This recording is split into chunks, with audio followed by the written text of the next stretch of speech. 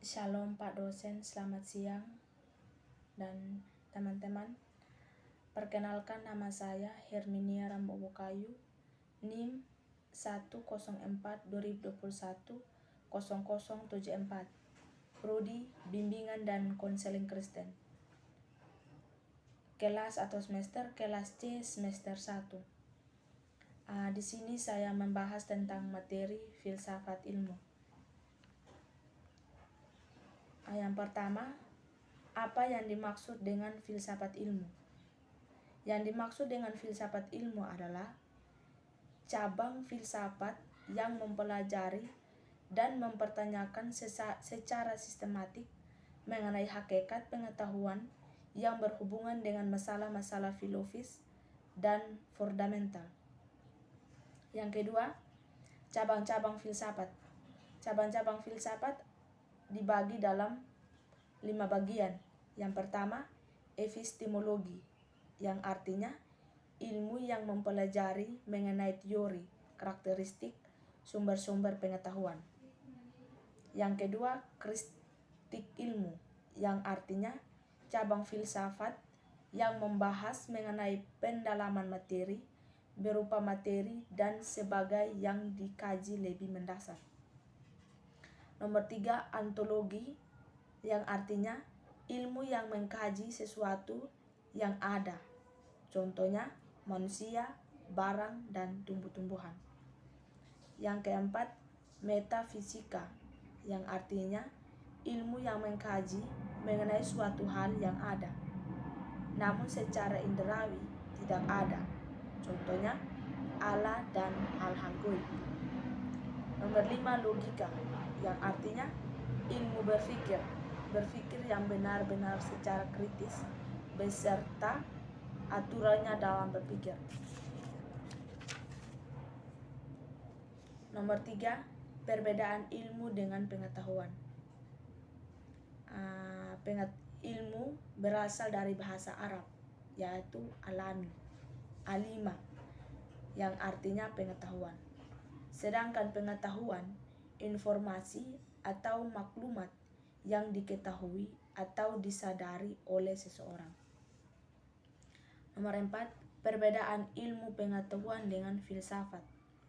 Ilmu pengetahuan menyelidiki masalah dari suatu bidang khusus saja dengan selalu menggunakan metode observasi, yang dalam artiannya pengamatan, dan eksperimen, dalam artiannya percobaan, dan fakta-fakta yang dapat diamati.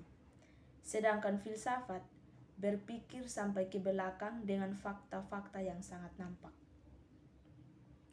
Nomor 5, konsep-konsep filsafat dalam berpikir filsafat. Pandangan hidup seseorang atau sekelompok orang yang merupakan konsep dasar mengenai kehidupan yang dicita-citakan. Nomor 6, apa yang dimaksud dengan ruang lingkup filsafat? Ruang lingkup filsafat adalah segala sesuatu lapangan pemikiran manusia yang amat luas, atau segala sesuatu yang mungkin ada dan benar-benar ada, yang dalam artiannya nyata, baik materi, konkret maupun non-materi, abstrak, dalam artiannya tidak terlihat.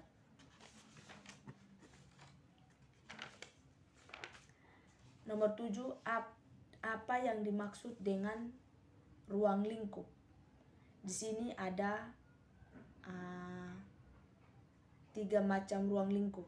Yang pertama, ruang lingkup ontologi, yang dalam artinya cabang filsafat yang membahas tentang prinsip yang paling dasar atau paling dalam dari sesuatu yang ada.